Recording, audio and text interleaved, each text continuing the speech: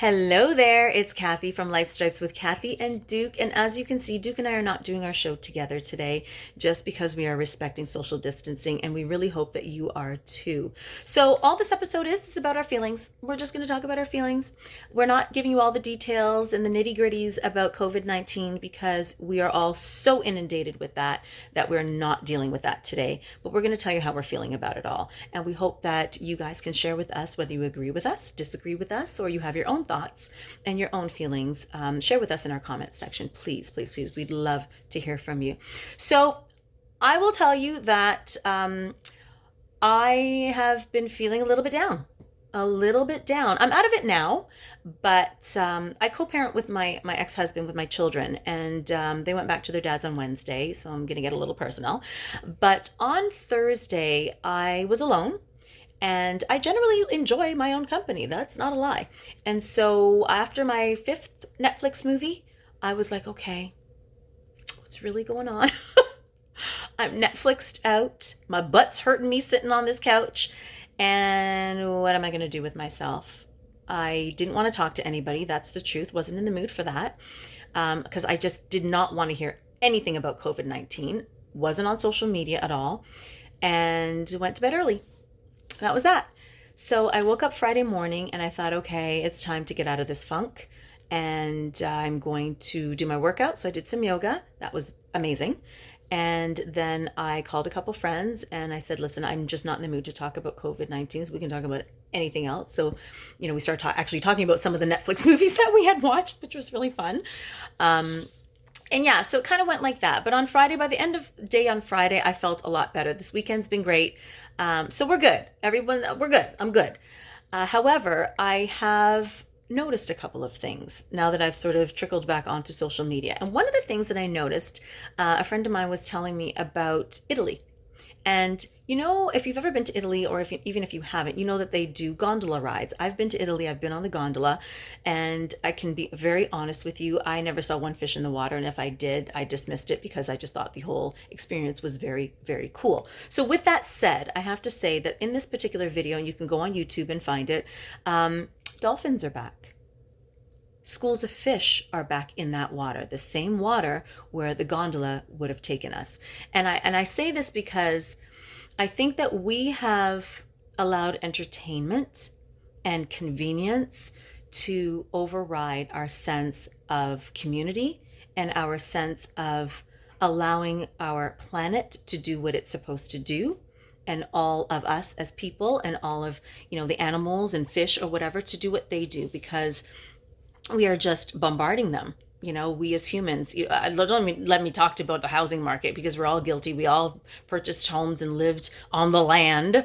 So I'm guilty. I'm not going to say I'm not guilty of it. But we really do have to be a lot more cognizant about the fact that we ruin a lot of shit because of it, or in the name of entertainment and convenience. So as long as we are aware, hopefully to know is to do better.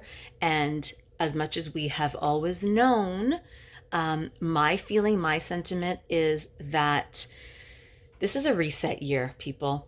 And it's a reset year to show us just how badly we've been treating ourselves and how badly we've been treating our environment. So do with that information what you will. Make modifications where you will, how you can. I'm not saying it's going to be easy, but little things. Like, do we need a gondola in Italy? Yeah, it's great. And it's kind of synonymous, but do we really need it? Or maybe we limit it. I don't know. I'm just saying, right? And that's Italy. That's their own issue. But, even here in Toronto, where we live, I look at the amount of cars that are on the road. So imagine how much our environment is thanking us right now for not driving so much. Now, am I saying that when we're able to drive, we're not going to? No, I'm not saying that. Of course we are. I'm one of those people. I drive a long distance to get to work and, to and fro. But at the end of the day, I know that maybe I'll take the GO train once a week, maybe once a month. I don't know. But a little bit is better than nothing. And I'm just saying be cognizant of it.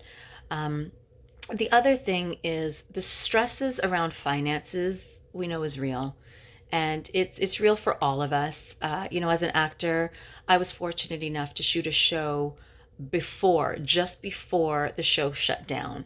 And as much as I'm grateful, I know that there are a lot of actors who, haven't been out working at all this year and probably won't be out working for a very, very long time. I had an audition set up that was supposed to be live and then it went to on tape, which is fine. But the reality is that our industry is dead and we have to make provisions. And so I'm praying that everybody, through ACTRA and with the government, that they put things in place for other fellow actors to get compensated in some way, shape, or form. And or we really get our side hustles going because, woo, as actors, we need to take care of ourselves and take care of, our families. So there is that. And I'm just talking from an actor's perspective, but for anybody out there who is not working and who's going to have to go on EI, take this opportunity really and truly to reflect on self-reflect, and really figure out what it is that you can do better in your world, whether it is, get your finances in check, be a little bit more mindful about the things that we purchase. If we're going to have to start, modifying and rationing how we use toilet paper, people, then it's probably going to be okay. And maybe when we go back to normal, we can continue the same practice. What I also want to speak about real quick is gloves. Now, gloves and influenza. I'm just going to jump to that. And I'm jumping there because I think it's really important. I'm not going to take up much more of your time, but I want to say that my feeling towards gloves is a lot more intense than my feeling towards masks. And I get very anxious when I see people in masks and I don't see them wearing gloves. And I only say that because this is a contact virus. And so to make me feel better and to put my mind at rest, I'm wearing gloves. Everywhere I go, I'm wearing gloves. And it's only because we have to touch everything. Doorknobs, handles, even in the grocery store, we're touching that can of soup or whatever that somebody else might have touched and put back. So I'm just saying, that's all I'm going to say about this. But my comfort level is gloves. As long as I'm not that close to someone and I don't feel like any of their spit particles are going to come near my mouth, then I'm fine. But it's the gloves, because it's all about the things we touch. And then we touch our faces, touch our steering wheel of our car, or whatever the case may be. And like any flu virus, it spreads just that quickly because of contact. So yeah, I get anxious. No gloves. That's just me. The other thing, I have to say this. If these liquor stores shut down, people, we are in trouble. There are a lot of people that are going to have to go into detox real quick. Forced detox, or they're going to be making some concoctions of some shit that's going to be deadly. So everyone just be mindful of that, or maybe we just drink less. So I say all of these things. There's so much I can talk about. Relationships, family, we're home with our families. And why aren't we spending a lot more time? Everyone's still going to their corner. I know even with my kids, when they're with me and stuff, my son, wants to play video games. My daughter, she's great. She's likes to do little books. But I have to make sure that we wrangle everybody together and we're all sitting and we're all talking and playing some games and we're doing stuff as a family and getting connected, staying connected. And so I'm going to encourage you all to do that too, because what it does is it really just lifts our endorphins. And we can look at this as something negative, or we can really turn it around and look at it as a positive. Get active, do some yoga with our children. My kids are meditating now. I find that to be extremely helpful for all of us, and just sort of get us centered and grounded during all of this, and get us talking about how we're feeling, because it's really about how we feel on a regular basis that's going to keep us strong and get us through this. So I'm going to sign off because I know that we all are overwhelmed by this and we all have our own emotions that we're dealing with. But my message to you is stay positive.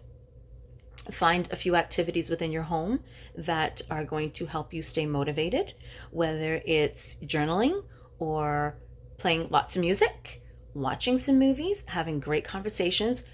Go on Google and find some amazing recipes with whatever you happen to have in your cupboards, in your fridge, and get creative.